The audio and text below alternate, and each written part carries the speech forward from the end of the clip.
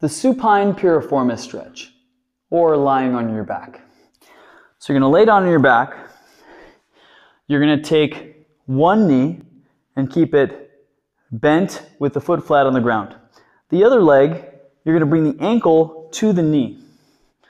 From there, you draw the knee up towards your chest, reaching your hands between your legs, grabbing behind the knee. From there, you're going to pull towards your chest, and that should give you a very good stretch through the piriformis on this side, the side where the leg is up. If you want to intensify that stretch, you can use, as you pull, this elbow is going to bend, and you can use that elbow to force the knee away for a deeper stretch into that hip.